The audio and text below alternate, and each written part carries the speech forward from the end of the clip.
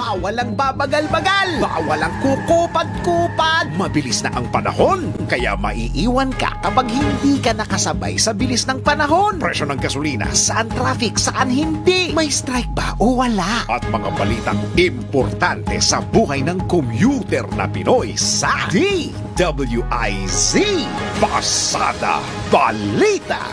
Live sa DWIZ AM Metro and Mega Manila. DWIZ News FM Regional Stations, Aliw Channel 23 at nakalive din sa lahat ng DWIZ digital accounts. Kasama ang magbibigay ng kakaibang drive sa umaga, John Ibanez. DWIZ Pasada Balita. Tuloy sa pagbabalita ng tama, paglilingkod ng tama.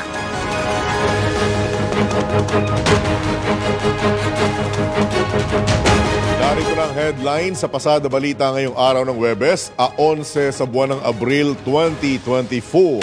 Pasada Balita. Mass transport, pinaka-nakikitang solusyon ni Pangulong Marcos sa problema sa masikip na daloy ng trapiko. Pasada Balita. Pagbabalik ng old school calendar, pinamamadali na ni Pangulong Marcos bunsod ng matinding init. Pasada Balita. 5 lugar sa bansa makararanas ng heat index ngayong araw ayon sa Pag-asa. Pasada Balita. Balitang pangkalakalan, foreign direct investment ng Pilipinas tumaas noong nakaraang 2 buwan. Pasada Balita. Sa balita sa ibayong dagat, dating executive ni ex-US President Trump kinasuhan na matapos magsinungaling. Pasada Balita. Sa balitang pampalakasan, SMB muling nagwagi kontra Terra Firma Jeep. Bawal ang babagal-bagal, bawal ang kukupad-kupad. Pasada Balita.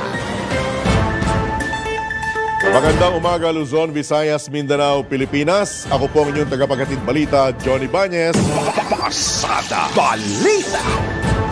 At ngayon, pasadahan na natin ang mga nagbabagang balita. Pasada Balita. Binigyang diin ni Pangulong Ferdinand Marcos Jr. ang kahalagahan ng mass transit system upang maibsan ang traffic congestion sa bansa, partikular sa Metro Manila.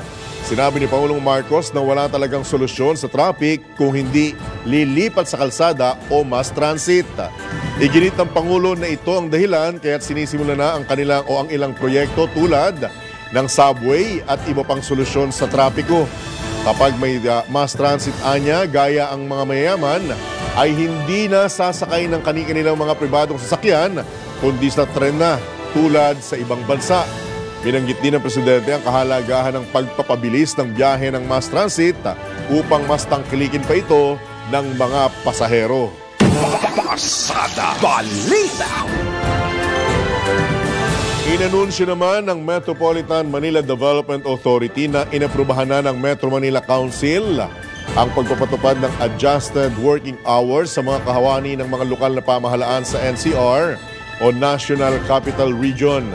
Ito'y matapos lumabas sa pag-aaral ng ahensya na mas mainam kung hindi magiging sabay ang pasok sa trabaho ng mga pampubliko at pribadong sektor.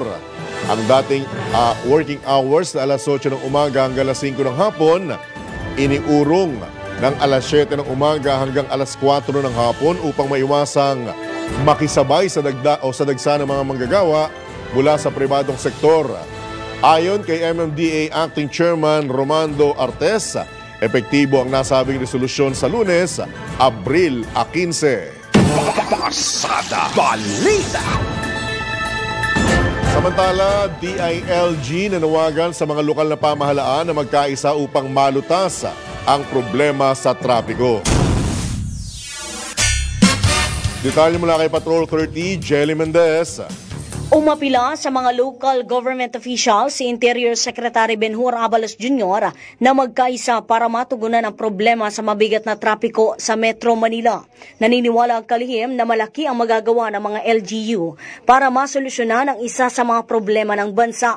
Kinatigan ng kalihim ang pahayag ni Pangulong Ferdinand Marcos Jr. sa ginanap na bagong Pilipinas Town Hall Meeting on Traffic Concerns sa San Juan City kahapon kasama ang mga opisyal ng bawat ahensya.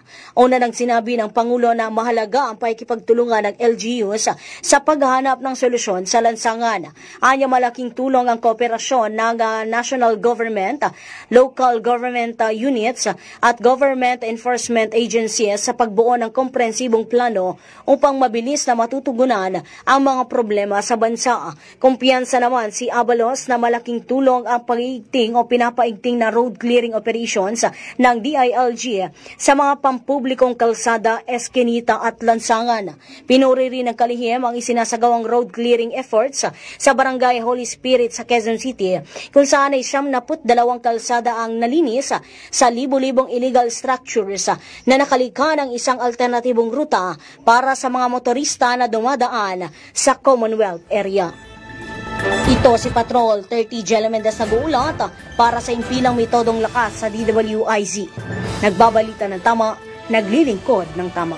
Kapag may bagong balita, naka-on air, agad-agad, DWIZ Patrol Report!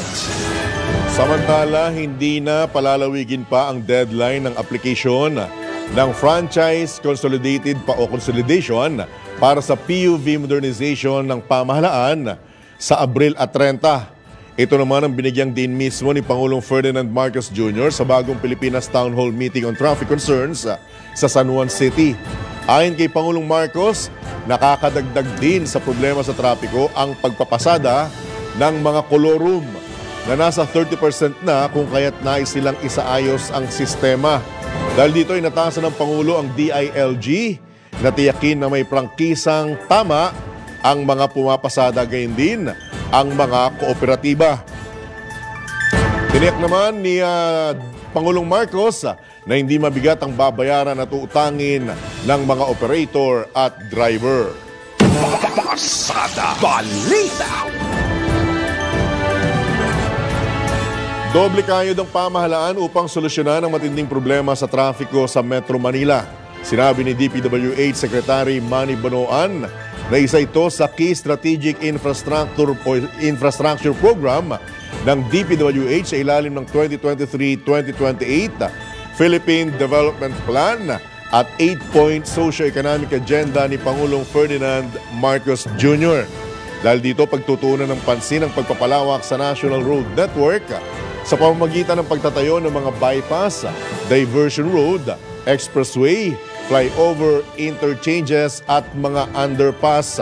Kabilang sa mga malalaking proyekto ang Metro Manila Skyway Stage 3, NLEX-SLEX Connector Road Project, Southeast Metro Manila Expressway, Laguna Lakeshore Road Network Project at Cavite-Laguna Expressway. Pasada Balita! Samantala, generally peaceful ang magkasunod na regular holiday sa bansa. Ito naman ang naging pagtaya ng Philippine National Police kung saan walang naitalang major untoward incident. Ayon kay PNP-PIO Chief Colonel Jean Fajardo, naglatag sila ng seguridad sa magkasunod na pista opisyal para matiyak na magiging maayos, mapayapa at ligtas ang nagdaang araw ng kagitingan at selebrasyon ng Idil Fitir. Tiniyak naman ng PNP na magpapatuloy pa rin ang ginagawang pagbabantay ng pambansang pulisya, lalo't umiiral pa rin ang Oplan Summer Vacation. Pasada Balita! Samantala, pinamamadali na ni Pangulong Ferdinand Marcos Jr. ang panukalang pagbabalik ng old school calendar bunsod ng nararanasang matinding init o extreme heat na dala ng El Nino phenomenon sa bansa. Ayon kay Pangulong Marcos, may nabuo ng konsensus hinggil dito ang pamahalaan at ang iba't ibang stakeholders kasabay ng isinagawang traffic summit. Gayunman, paliwanag ng Pangulo, hindi ito basta-basta may papatupad sa susunod na mga taon dahil may mga pangangailangan pang dapat ayusin o i-adjust ang school calendar o mga aktibidad ng mga paaralan na itinakda naman ng Department of Education. Anya, gagawin ng pamahalaan ng lahat ng paraan para mapaaga at mapabilis na maibalik sa dati ang schedule ng bakasyon at pasukan ng mga mag-aaral. Pasada Balita. Nagbabala ang pag-asa na maaaring maramdaman pa rin ang mataas na heat index sa mga susunod na araw na tatagal pa sa kalagitnaan ng buwan ng Mayo. Ayon sa pag-asa, posibleng pumalo sa 44 degrees Celsius ang heat index ngayong araw sa Dagupan City, Pangasinan, habang 43 degrees Celsius naman ang maaaring maramdaman sa bayan ng Aborlan at Puerto Princesa City sa Palawan.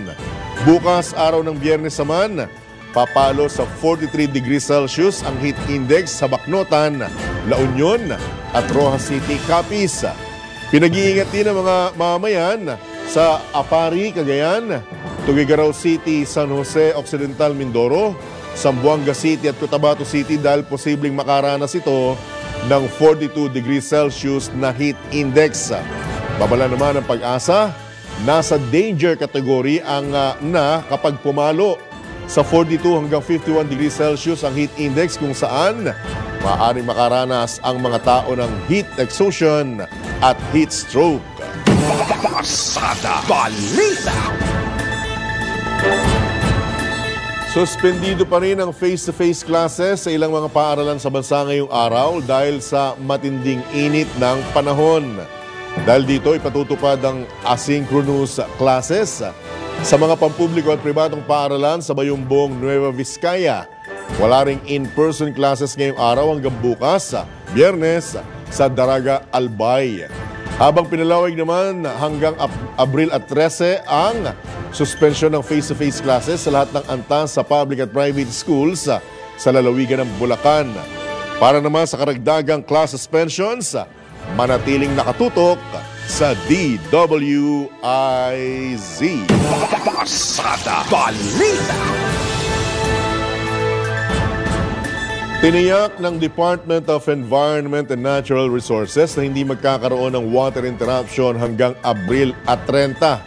Ito ayon kay DNR Undersecretary Carlos David ay matapos magdesisyon ng National Water Resources Board na huwag munang bawasan ang alokasyon ng tubig ng Maynilad at Manila Water mula Angat Dam hanggang sa katapusan ng buwan. Dahil dito mananatili sa 50 cubic meters per second ang water allocation hanggang April 30. Gayunman, kung mas bababa sa 189 meters ang level ng tubig sa Angat o Angat Dam sa Mayo 1, babawasan ang alokasyon ng tubig ng Maynilad at Manila Water. Pasada Balita. Namumuro namang magkaroon ng water interruption o mahinang pressure ng tubig sa susunod na buwan. Ito ang inamin ng Maynilad at Manila Water sa posibilidad na bawasan ang alokasyon ng tubig kung mas mababa sa 189 meters ang water level sa Angat Dam sa Mayo 1. Ayon kay Engineer Ronald Padua, head ng Maynilad Water Supply Operations, sa gabi lamang sila magbabawas ng water pressure at magkakaroon ng service interruption. Tiniyak naman ni DT Galang, head ng Manila Water Corporate Communications, na tuwing alas 10 ng gabi hanggang alas 4 ng umaga na ipatutupad ang pagbabawas ng tubig. Pasada Balita. Makinig po doon sa mga mahilig ng mag-swimming. Makinig. Nagbabala ang Department of Health sa mga sakit at impeksyon posibleng makuha sa maruming tubig ng swimming pool. Ayon kay Health Secretary Ted Herbosa, kung di regular na nalilinis ang swimming pool, maraming sakit ang maaaring makuha rito, kabilang na ang bacterial infection at skin disease o sakit sa balat. Dagdag pa ni Secretary Herbosa, kapag aksidenteng nakainom ng tubig sa pool ang isang bata, posible itong magkaroon o makaranas ng pagdurumi. Pinayon din ng kalihim ang publiko na maligo pagkatapos magbabad sa swimming pool at maaaring ipagbigay alam sa DOH ang mga public pool na marumi at hindi regular na nililinis. Pasada Balita. Medyo may contradiction lamang sa pahayag na ito o sa babalang ito ng Department of Health. Doon sa naging pahayag naman at anong tawag doon, yung panawagan sa publiko, kung hindi ako nagkakamali, ni ASEC Joey Villarama na iwasan ang madalas sa paglilinis ng mga swimming pool. Ito'y para makapagtipid naman, anya, sa tubig, lalo ngayong panahon ng tag-init at panahon ng tagtuyot. So siguro ang magiging dapat malinaw lamang dito ay tiyakin lamang na malinis ang tubig sa swimming pool bago pa hintulutan ng publiko na lumangoy at magbabad. Pasada Balita. Samantala, iginiit ng DOH na hindi kailangan magdeklara ng nationwide outbreak ng tigdas sa kabila ng patuloy na pagtaas ng kaso nito. Binigyang din ni Health Secretary Ted Herbosa na mataas pa rin ang vaccination rate sa ilang lugar sa bansa na umabot ng 85%. Ayon pa sa kalihim, nakapagtala ng 2,500 cases ng tigdas sa buong bansa, kung saan 1,600 sa nasabing bilang ay mula sa Bangsamoro Autonomous Region in Masli, Mindanao. Umaasa sa Secretary Herbosa na makokontrol na ang outbreak ng nasabing sakit sa rehiyon sa loob ng 4 hanggang 6 na linggo. Target ng DOH na mabakunahan ang mahigit 1.3 milyong mga kabataan o bata sa BARM, kung saan 500,000 sa mga ito ang nakatanggap na ng measles vaccine. Pasada Balita. Samantala, tutol ang Employers Confederation of the Philippines sa mungkahing gawing compulsory o required sa mga kumpanya na magkaroon ng heat break simula alas 11 ng umaga hanggang alas 2 ng hapon. Paliwanag ni ECO President Sergio Ortiz Luis, ito'y dahil magkakaiba ang working condition o trabaho ng bawat empleyado. Dagdag pa ng ECO, mas maigi kung mismong kumpanya ang magdesisyon sa heat break at paid heat leaves. Git pa ni President Ortiz Luis, mahirap na imandato ang mga nabanggit na issue dahil malaking aksaya lamang ito. Pasada Balita. Samantala, sitwasyon ng bansa sa harap na naranasang El Nino at paulit-ulit na krisis sa tubig, pinabubusisi. Detalye mula kay Patrol 19, Sally Ortega Bueno. Pinaimbisigahan ni Senator Amy Marcos ang patuloy na nararanasang El Nino at ang paulit-ulit na krisis sa tubig sa maraming lugar sa bansa. Inihain ni Senator Marcos ang Senate Resolution 986 kung saan binibigyang direktiba ang angkop na committee sa Senado para silipin ang sitwasyon ng bansa sa El Nino at ang madalas na kakulangan sa supply ng tubig sa kabila ng mga pagkilos ng gobyerno para matiyak ang sapat na water supply. Tinukoy sa resolution ng Clean Water Act na tumitiyak sa paglikha ng mga programa ng gobyerno para sa ligtas, sapat at malinis na mapagkukunan ng tubig. Bumuo naman si Pangulong Bongbong Marcos Jr. ng Task Force El Nino na siyang mangunguna sa pag-develop ng komprehensibong disaster preparedness at rehabilitation plan para sa El Nino at La Nina phenomenon para maibsan ang mapaminsalang epekto sa publiko. Inaprubahan naman ng MWSS ang hiling na water rate hike ng Manila Water Company at ng Maynilad Water Services ngayong taon para magawa ang mga proyekto sa tuloy-tuloy na supply ng tubig. Magkagayunman, iginiit sa resolution na sa kabila ng mga hakbang nito ng gobyerno ay patuloy pa rin nakararanas ang bansa ng kakapusan sa supply ng tubig dulot ng matinding epekto ng El Nino. Ito sa Patrol 19, Sally Ortega Bueno para sa DWIC, nagbabalita ng tama, naglilingkod ng tama. Pasada Balita. Samantala, tumanggap tayo ng Flash Report. DWIZ Flash Report. Pangulong Marcos, ipinag-utos ang pag-regulate sa pag-i-issue at paggamit ng mga protocol license plates.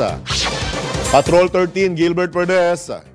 Naglabas ng direktiba si Pangulong Ferdinand Marcos Jr. para i-regulate ang mga pag-i-issue yung paglalabas ng mga protocol license plate para sa mga opisyal ng pamahalaan sa gitna ng kaliwat ka ng mga reklamo ukol sa pagdami at hindi raw otorisadong paggamit nito. Batay sa Executive Order number 56 mula sa number 16 ay gagawin ng number 14 ang mga protocol license plate na ibibigay para sa mga opisyal ng gobyerno. Kabilang dito ang Pangulo na may number 1, Vice President number 2, Senate President number 3, House Speaker number 4, Supreme Court Chief Justice number 5, Cabinet Secretary number 6, mga senador number 7, at mga miyembro ng Kamara number 8 at mga maestrado ng Korte Suprema na may numerong 9. Pinapayagan din magkaroon ng special plate sa mga presiding justice ng Court of Appeals, Court of Tax Appeals, Sandigan Bayan, Solicitors General number 10, Chairperson ng iba pang mga Constitutional Commission at Ombudsman number 11, at Chief of Staff ng Armed Forces of the Philippines at Hepe ng Philippine National Police na number 14. Sa ilalim naman ng EO na pirmado ni Executive Secretary Lucas Bersamin, ang paggamit daw ng mga special plates ng mga otorisadong opisyal ay batay pa rin sa rekomendasyon ng LTO, pagsang-ayon ng DOTR at iba pang mga ahensya ng gobyerno. Binigyan din ng EO na bagaman maaaring payagan ng mga maestrado ng CA at kasama na rito yung CTA at Sandigan Bayan na gumamit ng mga protocol license plate sa pamamagitan ng rekomendasyon ng LTO at pagsang-ayon ng kalihim ng transportasyon. Hindi ito nangangahulugan napahintulutan na lang ang lahat ng mga opisyal na may katumbas na ranggo ng mga maestrado at sa ibaba hanggang sa ibaba para gumamit ng mga kaparehong plaka. Samantala, nilinaw din sa direktiba ng Pangulo na ang bisa ng mga protocol license plate ng mga otorisadong opisyal ay sa panahon lamang ng kanilang panununtukulan at dapat daw na gamitin lamang para sa mga sasakyang rehistrado sa kanilang pangalan o opisyal na itinakda sa kanila. Binigyan din ng Pangulo na ang mga plaka ay dapat isuko sa LTO pagkatapos ng kanilang pagre-retiro, pagbibitiw sa pwesto o pag-alis sa opisina o pagtatapos ng kanilang termino o tungkulin. Patrol 13, Gilbert Verdes, nagbabalita ng tama, naglilingkod ng tama. Pasada Balita. Samantala, DSWD naghatid ng family food packs sa mga pamilya sa Batanes. Detalye nagbabalik, Patrol 30, Jelly Mendez. Naghatid ng tulong ang Department of Social Welfare and Development sa mga pamilya sa Batanes. Ito'y kahit idineklara na kahapon ang holiday kung saan ay kasama sa operasyon ang mga volunteers mula sa Bureau of Fire Protection. Aabot sa 7,000 family food packs ang naihatid sakay ng Philippine Air Force na C-130 aircraft. Nauna na nga nagpadala ng 6,000 food packs ang ahensya sa lalawigan bilang bahagi ng kanilang disaster preparedness efforts. Ito'y kasunod na rin ng tsunami warning ng PHIVOLCS dahil sa malakas na lindol na tumama sa Taiwan noong Abril 3. Ito si Patrol 30 Jelly Mendez nag-uulat para sa impilang metodong lakas sa DWIZ. Nagbabalita ng tama, naglilingkod ng tama. Kapag may bagong balita, naka-on air, agad-agad DWIZ Patrol Report. Pakitama po ang inyong mga oras, 26 na minuto na po makalipas ang ikapito ng umaga. Bawal ang babagal-bagal, bawal ang kukupad-kupad, pasada balita. Sa oras na 32 minuto na makalipas ang ikapito ng umaga, tayo po'y pinalad na makakausap live si NIA Administrator Engineer Eduardo Eddie Guillen. Admin Guillen, Johnny Banyes po, good morning. Live na po tayo sa DWIZ, Allo Channel 23. Admin. Hello sir, good morning po. Good morning sa ating mga tagapakinig po. Opo. Una-una sa lahat, Admin Guillen, maraming salamat po sa pagkakataon na muli namin kayong makapanayam. Kaugnay, syempre, sa epekto pa rin ng matinding tagtuyot. Hingi lamang po kami ng update, Admin, sa mga proyekto na isinasagawa ng NIA kaugnay ng utos ng Pangulo na tiyaking ikangay tuloy at hindi maapektuhan ng food security sa kabila po ng epekto ng El Nino at matinding tagtuyot. Admin. Sir, good news muna po. Kita naman natin na siguro yung inilabas na report ng PSA, ay sinasabi po doon na tumaas po despite nitong El Nino, itong ani po natin itong dry season, tumaas po tayo ng production sa palay. Although bumaba nga po yung bumaba yung nataniman natin ng palay. Opo. At itong mais naman po, laki ng itinaas, almost 5.9%. Consistent po ito doon sa sinasabi namin dati pa. Opo. Na ang NIA, siyempre, during our cropping calendar planning, nakita natin yung mga end ng ating irrigation facilities na hindi kayang patubigan. Nagpatanim na ho kami ng mais doon. At hindi lang yon. Yung sinasabi namin na alternate wetting and drying technology na kung saan makakatipid po tayo ng around 30% na tubig, ay nakita naman natin, very effective po yun. At yung AWD, nakita rin natin na kapag nag-AWD yung ating mga farmers, ay tumataas po yung kanilang yield. Yung sa may area na kung saan yung mahirap ng tubig natin, sa may nung pinuntahan namin dito sa may Nueva Ecija, nakita naman natin umali yung mga farmers ng between 10, meron pa nag 19 tons per hectare. So sa NIA po, sa kabuuan, meron po kaming of our 1.3 million hectares na irrigated area, ay mga 1% lamang po ang hindi namin napatubigan. So ibig sabihin, yung 1% na yun, sinisikap nyo pa rin, admin, na talagang magawa ng paraan na matulungan. At yun po yung mga pinataniman natin ng high value crops, pero meron pa rin hong natamaan po doon. Kasi may mga areas po tayo na na-identify na talagang medyo kapos po yung tubig. Pero alam naman natin, mahal kasi ang presyo ng palay. So kagustuhan din kumita ng ating mga farmers. May nagtarim po. At meron din mga area kami na talagang bigla rin nawala yung tubig. Ayan dito sa may Oriental Mindoro, Occidental Mindoro. Pero tinutulungan po natin sila sa pamamagitan ng pag-build natin ng mga equipments, mga water pumps, Ito po ang sinasabi ko po, sir, ito yung mga yung mga sakop ng NIA. Sa kabuuan ho ng ating irrigated land sa buong Pilipinas, nasa 60% po, 63, 64 ganun ang sakop ng NIA. Alright. Yung pong paggamit ng mga solar power, naging epektibo po ba ito, Admin Guillen, at hanggang saan po nito nagagamit ang effectivity nito? Yes, sir. Madami na ho kami na i-turnover. And in fact, itong mga na-identify po natin na mga areas na hindi makaabot ang tubig natin doon sa tail end ng ating irrigation facilities. Nakakasa na po yung mga project natin dyan. Lalagyan po natin yung mga yan, sir, ng solar pump irrigation. Opo. Ilalagay natin yung solar panel sa taas ng kanal, tapos meron kaming panghanap ng tubig. Meron po kaming pang-georesistivity test, At yung makukuhang tubig natin, ilalagay natin sa kanal para hindi ho mahirapan yung ating mga farmers. Nandun po kami, itong El Nino na po ito, ay nagkaroon kami ng magandang overview. Saan ba talaga yung mga weaknesses ng NIA, ng mga irrigation facilities, at yun po ang ating binuhusan ng ating pundo para sa irrigation solar irrigation na pundo po natin. Napaka-timing po yung pagtulong sa atin ng Kongreso, yung pagdagdag nila ng pundo para sa solar irrigation. Yun naman pong iba, sir, na solar irrigation namin, may drip irrigation and fertigation. Ito po yung mga pang-highland communities po natin.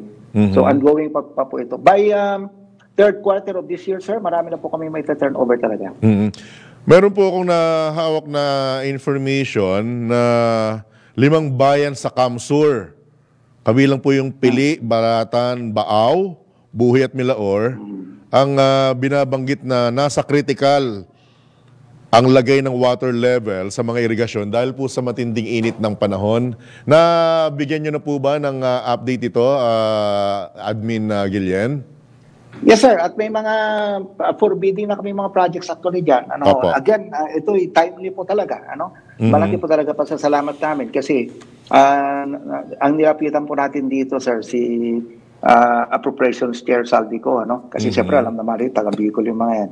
At umaksyon naman po kagad, nabigyan po kami ng pondo dyan para sa yung mga vulnerable areas po natin dyan. Identified po natin, sir, at meron din kaming mga ikinakasang mga project yan para sa mga yung pang long-term solution, yung mga high dams natin. Opo. Yung Bicol River Basin natin na tinatawag nila.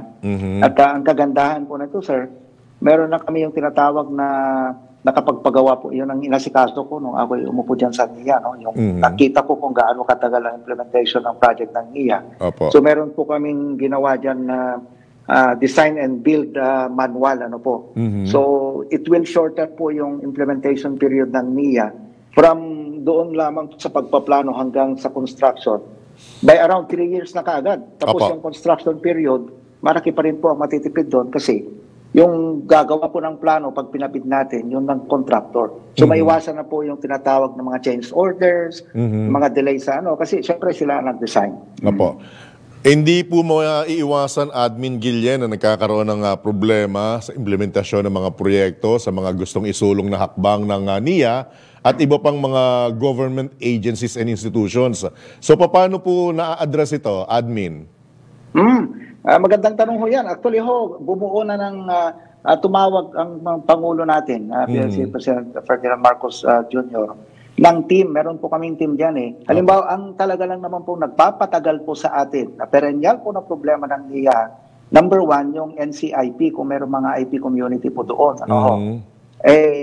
Ito naman ay tumutulong naman. Nakita naman natin ang effort ng NCIP leadership. Tumutulong naman po sila sa atin ngayon. Number 2, ito pong ECC.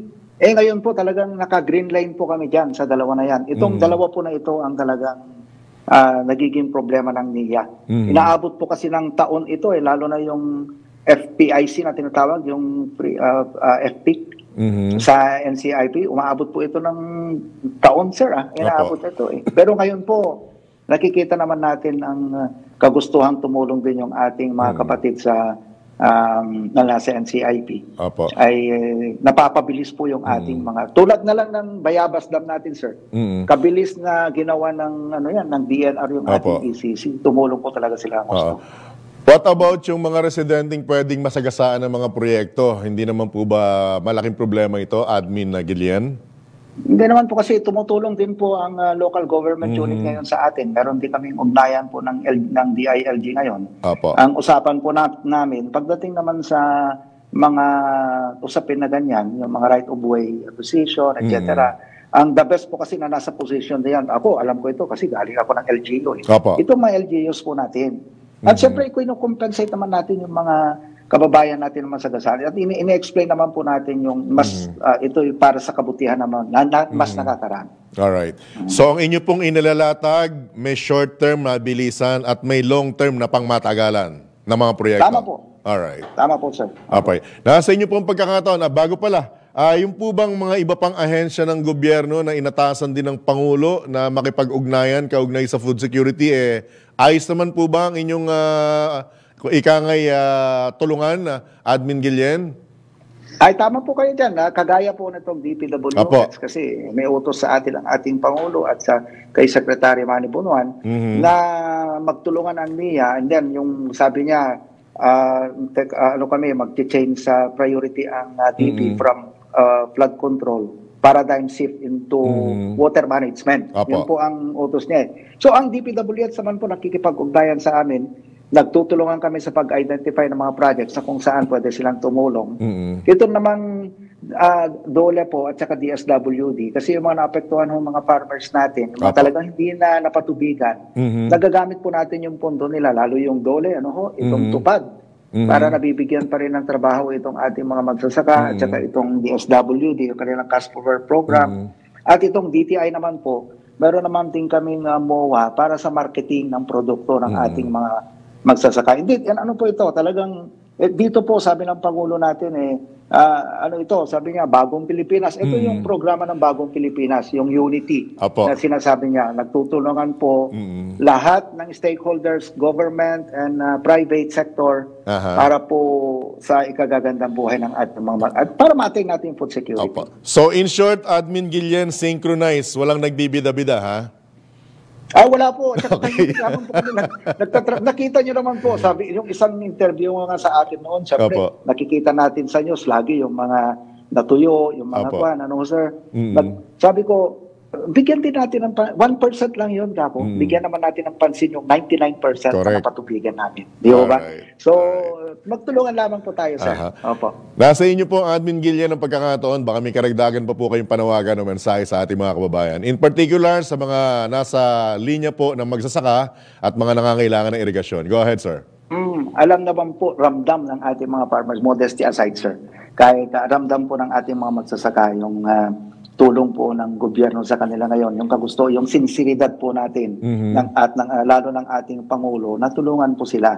At nagpapasalamat po ako sa ating mga magsasaka. Sila po yung araw ng kagitingan po ng kaya sila po yung talagang tinitingala po namin mga bagong bayani rin namin sa NIA kasi despite of the El Nino, despite po ng maraming challenges sa pagsasaka, sa food security, ay sumusugal po sila, nagsasakripisyo, at nagpapasalamat po tayo sa kanila. Paghandaan po nila, sir, mayroong bagong program kami ngayon. Gagawin natin 2 cropping ng dry season, kaya mas malesen po yung risk nila. So magtulungan lamang po tayo, sir. Ito po yung message ng ating Pangulo. Salamat po. Admin Gillian, paalala rin lang po, bukas ang himpilan at ang programang ito for update mula sa inyong tanggapan. Sir.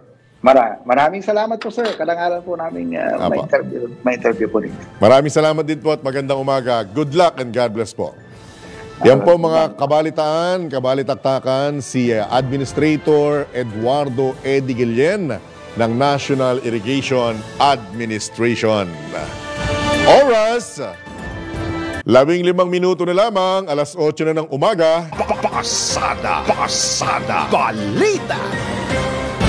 Sa iba pang tampok na balita, suportado ng mga kongresista ang isasagawang Tripartite Summit sa pagitan ng Pangulong Ferdinand Marcos Jr., US President Joe Biden, Japanese Prime Minister Fumio Kishida at maituturing anilang isang game changer para sa kooperasyon at diplomasya sa rehiyon. Isasagawa ngayong araw ang pagpupulong ng 3 leader sa Washington, D.C. na sentro sa pagpapalakas sa ekonomiya at pagpapanatili ng kaayusan at kapayapaan sa Indo-Pacific region.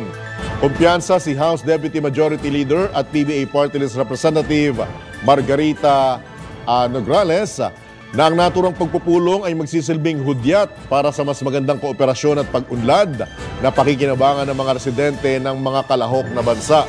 Binigyang diin naman ni Assistant Majority Leader at Lanao del Sur 1st District Representative Zia Alonto Adyong ang kahalagahan at collaboration para matugunan ang mga hamon sa rehiyon na isang kapuri-puring hakbang. Para naman kay House Assistant Majority Leader at La Union 1st District Representative Francisco Paulo Ortega, malaki ang potensyal na ang trilateral meeting ay magpalakas sa economic partnership ng mga kalahok na bansa at mapalakas ang pangrehiyong seguridad. Pasada Balita. Samantala, kung si Senator Amy Marcos ang tatanungin, dapat ding litisin sa korte ang mga responsable ng pagtatayo ng resort sa gitna ng Chocolate Hills sa Bohol. Ayon kay Senator Marcos, ito'y upang mailatag ng bawat partido ang kanilang katwiran at malaman kung bakit naitayo ang Captain's Peak Resort nang walang klarong permiso. Pinatututukan din ng Presidential Sister sa investigasyon ng kanyang mga kasamahan sa Senado ang Protected Area Management Board o PAMB na nagbigay ng go signal sa resort. Dapat anyang talupan ang katotohanan sa konstruksyon ng kontrobersyal na resort at kung sino ang may pagkukulang dito. Pasada Balita. Samantala, nakarating na sa DENR Soxargen ang nag-viral na video ng isang social media vlogger na nagpapakita ng hindi tamang pagtrato sa mga sensitibong Philippine tarsier. Sa isinagawang investigasyon, napag-alamang pinakawalan din ng vlogger na si Farmboy ang 2 tarsier na tampok sa nasabing video. Sa kabila nito, patuloy pa rin tinitignan ng DENR ang magiging aksyon sa nasabing insidente. Matatandang umani ng napakaraming batikos ang viral video kung saan tila pinagkatuwaan ang mga tarsier at makikitang mahigpit ang pagkakahawak sa mga ito. Pilit pang ibinubuka ang bibig ng isa sa mga tarsier para ngumiti sa kamera at inilagay din ang mga ito sa loob ng hawla. Pasada Balita. Oras na para sa Sports Update. Updates at inside stories sa iba't ibang sports. Ito ang Real Sports ni Anthony Suntay. Magandang umaga. Umaas ang San Miguel kay Motau Tua kahapon at nanalo sila sa Terra Firma 113-110 sa PBA 48th Season Philippine Cup sa Ninoy Aquino Stadium. Galing sa bench si Tua at kumana siya ng conference high 24 points at nakabango ng Beerman pagkatapos lumamang ang jeep ng 12 puntos. Ang San Miguel Beer ngayon na nasa taas ng team standings sa 5-0 win-loss record habang ang Terra Firma bumaba sa 4-4 ilang araw pagkatapos nila talunin ang Barangay Ginebra noong linggo. Ang sabi ni San Miguel Beer coach George Gallant, "We just needed stops in the end. Mo did a good job switching to Wami and defending him well. That's why we won the game." CJ Perez may 25 points at si Junmar Fajardo may 20 points at 17 rebounds para sa Beermen. At sa pangalawang laro, panalo ang Magnolia sa Northport 104-97. Para sa Real Sports, ito po si Anthony Suntay. Come and check out the new full-size diesel hybrid Photon Tunland V7 and V9 pickup at the Manila International Auto Show at the SMX Convention Center in Pasay City. Visit the Photon booth and test drive the power of the Tunland and other Photon vehicles. Kung trucks advance naman ang hanap nyo, meron din ito sa Photon booth, pati na rin mga full electric models. Ang Manila International Show ay mula April 4 to 7, 2024. Anong oras na? Nasa traffic ka pa rin ba? Ubus na ang pasensya, ubus pa ang gasolina. Mag-move on ka na! Tara na sa Clean Fuel dahil dito may forever. Forever na mura, forever quality pa! Sigurado ka sa Euro 4 diesel, 91 at 95 octane gasoline at auto LPG rin. Kaya panatag ka kahit maipit sa mahabang traffic. Panalo ka dahil garantisadong produkto, mahusay pa ang serbisyo. Umiwas sa mataas na presyo sa Clean Fuel, mag-move on ka na! Clean Fuel, quality fuel for less. Mukhang kailangan ko na naman palitan ng bubong ko, pare. Mag-iisang taong pa lang yan. May tulo na kagad. Ay, bossing! Baka naman kasi hindi matibay yung ginamit nyo. Dapat ang gamitin mo ay Cherry Loom, ang yerong aluminum. Basta yero, Cherry Loom. Tibay protektado sa pangmatagalang yero. Real Sports ni Anthony Suntay sa DWIZ 882. Pasada Balita. Balitang pangkalakalan. Tumaas ang foreign direct investment sa Pilipinas noong Enero. Batay ito sa datos ng Bangko Sentral ng Pilipinas dahil tumaas ang kumpiyansa ng mga investor sa bansa sa pagbaba ng inflation. Sa tala ng BSP, umabot sa $907 million ang FDI inflow noong Enero. Mas mataas ito ng 89.9% kumpara sa naitalang $478 million sa kaparehong panahon noong nakaraang taon. Mas malaki rin ito ng 9.4% kumpara sa $826 million noong Disyembre 2023. Pasada Balita. Mga balitang dapat alam mo kahit sa labas ng bansa. DWIZ Balita sa ibang bansa. Sinintensyahan ng 5 buwang pagkakakulong si Allen Weisselberg na dating executive real estate ni ex-US President Donald Trump. Ito'y matapos mapatunayang nagsinungaling sa kanyang testimonya sa kasong civil fraud na inihain laban sa dating Pangulo ng Attorney General ng New York. Matatandang sa kaso o sangkot sa kasong civil fraud ang dating Pangulo at ilan pang mga akusasyon laban sa kanya sa sariling bansa. Pasada Balita. Sa ating good news, sa sobrang init ng panahon, pataasan ang naitatalang heat index sa iba't ibang lugar sa bansa at ang mga Pilipinong init na init sa ginhawa ng tubig, dagat ay kumakapit. Aba, may ganun ha. Kaya naman, hindi mo na kailangan lumayo para maranasan ng #Boracay Feels dahil sa Kalatagan, Batangas, mapupuntahan ang sinasabing Little Boracay. Ang isa sa mga main attraction dito ang makukulay na floating cottages. Bukod dito, marami kang magagawa activity tulad ng pagsakay sa speedwagon, crystal boat, snorkeling, at makikirita rin sa mayamang karagatan ng Kalatagan ng starfish at mga malakistral na coral reef. At ang good news, sa halagang 30 pesos bawat isa ang babayaran mo for environment fee. Makakapag Boracay feels ka na. O, di ba? Hindi naman sinabi rito kung bawal lang mag-swimsuit, di ba? Hindi. Kailangan naka-swimsuit pag pumunta ka rito.